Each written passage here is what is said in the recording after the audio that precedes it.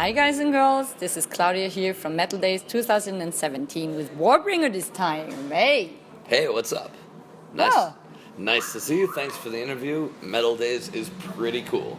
Alright, so you told me before the interview already you got to see the beach. Yes, we had a river adventure in which we went down the river for like 45 minutes. Whoa.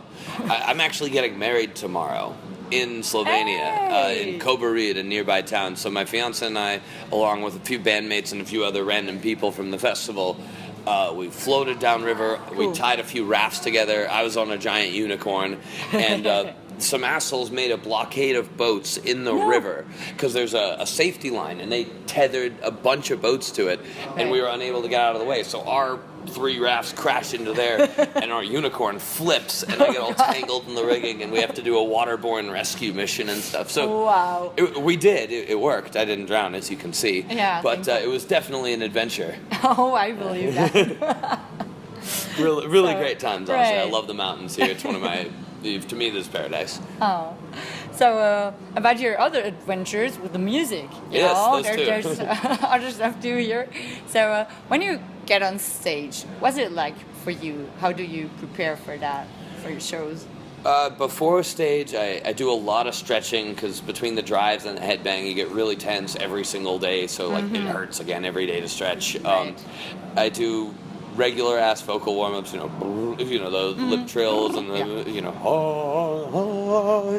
and then I start screaming when I'm like more warmed up. That's a good idea. Yeah. And I try not to this whole like, hey, everyone gets stupid drunk, like alcoholism and metal stuff. Like I think that's really dumb.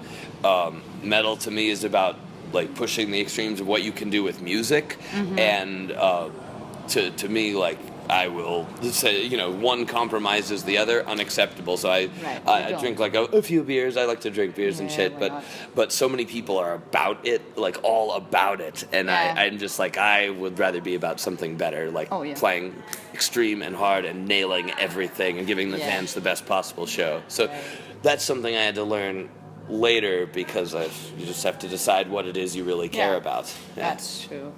So you're totally into your music, and that's definitely something for the fans as well. Of course. I mean, I have a different attitude, I think, than many musicians who are like, oh, yes, pay to see me, pay to talk to me. If I give you an autograph, you better be very thankful, I've graced you with my presence. So many people have this attitude, and, the paid meet and greet is everywhere in the metal scene now, and and to me, I think that that's dishonorable because as a musician, your fans are already, just by being there, they're paying to see you. They're already supporting you. Without them, it doesn't matter how fucking great you are at your instrument or whatever. You're nothing without fans. And so to me, I have to, on stage, give them the best performance because they came sometimes many hours to see me and our band. And then off stage, if someone speaks to me, I will never say no to an autograph or a picture unless I'm like carrying a large object, and I think that this is the only honorable way to be, and I would, anyone else watching this, if you're a metal musician, adopt this attitude or you suck. That's some word. Damn right. Yeah. I speak for the fans, I'm the Lorax, I speak for the trees. That's great. Yeah.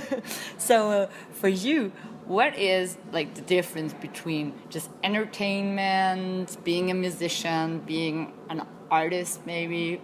Are you an artist? I like to think so. It's really for others to say. People who say, I am an artist, I usually... people who are humble tend to make the greatest art, I think. And I think there's a great degree of entertainment in music, of course, but it also... Why is it entertaining? Why do we want to listen to music that goes... ta-ta-ta-ta?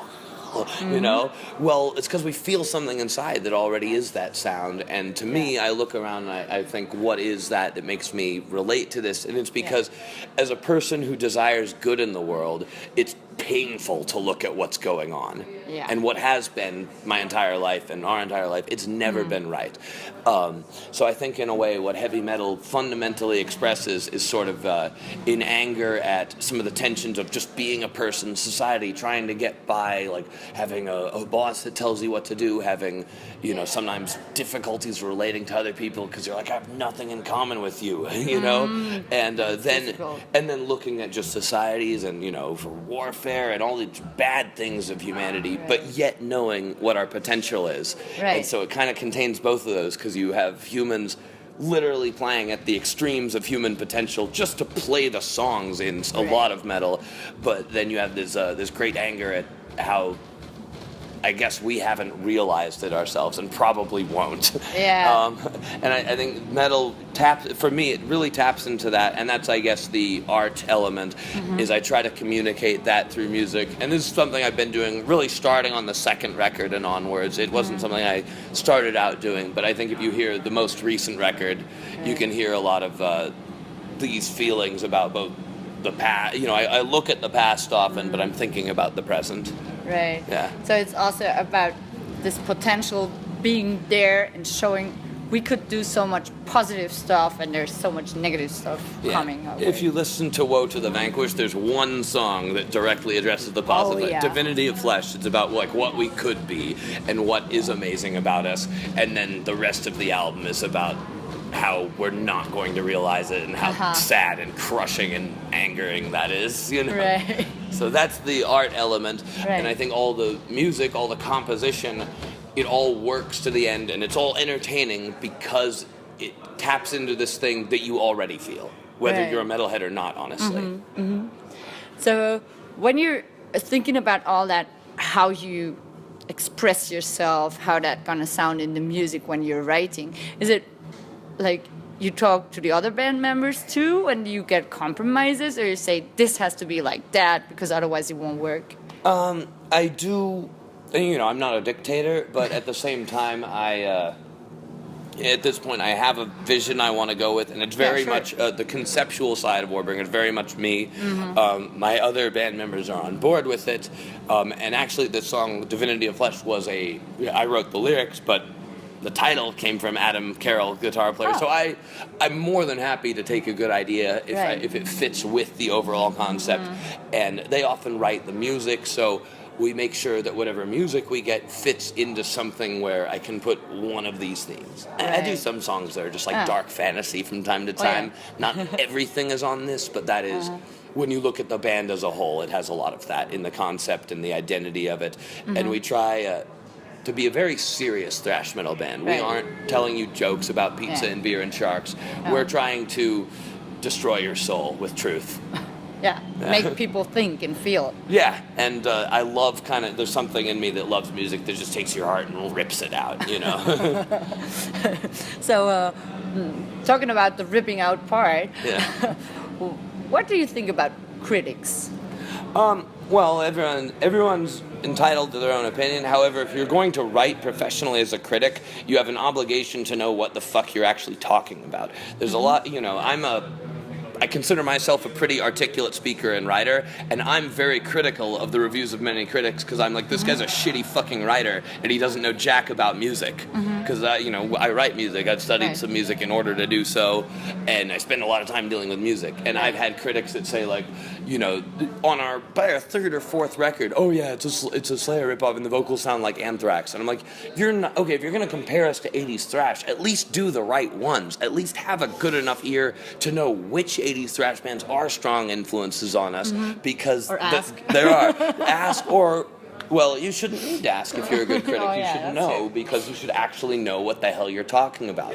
One of the things about the internet is everyone can be a critic, whether you are remotely qualified to be so or not. To be a good critic is actually a benefit to society, because you can get a very knowledgeable opinion that you can look at, and it might make you think about certain things, and you might not agree with everything it says, but a good critic says stuff that has some basis in fact and reality. A bad critic just like writes whatever the fuck and calls it a critical article, but if I had to grade it, I'd give it an F. Oh. You know? So, there's a teacher coming our way. well, you know, I always try to think when I'm writing, is this some fucking 10 out of 10 material, or is this weak? You know, is this riff? But why is it weak? Of course, you explain, right? Yeah, and or just when you write an idea, if I write a line, I go like, oh, is this just some stock shit? You know, is this rhyme stock? Is this something you've heard before? Right. And if you're not critical, the most important thing about being a critic is to be critical of yourself, because otherwise you cannot progress. Right. Yeah. So, thank you very much for this great interview. Oh, yeah, getting all philosophical here. I like to do that. I do think that heavy metal has a lot of intellectual content in it. That's true. I think this started for me with bands like Iron Maiden and their story, literature, and historical lyrics, and then Ronnie James Dio and his command of using fantasy to express things we have, and using just cool words, good wordplay, and everything in between. So I feel that metal has largely lost this in favor of just like, you know, which has very little emotional content to it. Right. And I think metal can really express a lot, and real anger and real evil is far scarier than that. Oh, and I try to capture it, and that's a challenge. And I would challenge every metal musician to whatever it is in the world that makes them feel this way, to where you want to hear, go for it. You know, capture it and really challenge yourself to do it to its fullest extent. So also with your vocals. Yes. Oh yeah. And there comes a lot. And enunciate too, goddammit. Even if you're screaming, enunciate, because what you say matters. And it's, you know, if you're going to bother to write any words at all, you should bother to have the technique in order to both deliver it with the power and the ferocity that you want. That's why you're growling, but also with the clarity to where it actually matters that you're there. If you're a vocalist and you just make sounds that you sound like 500 other vocalists, you're like the bass player who sits in the back and just goes like dun dun dun dun dun dun dun dun dun dun. You know, and plays his eighth. Well, it's just because I don't care. You know, I hate that attitude, and I think if you're gonna be here, if you're gonna add anything to heavy metal, which has produced a ton of great records and has been around 40-50 years, you better fucking try hard, because look at what came before you. You know, to be worthy of that legacy, to move it forward, there can be no fucking around. It's serious work. Thank you for your serious work and words, both at the same time. Thank you. Cheers, buddy. Cheers. To all the viewers, signing off, keep it metal.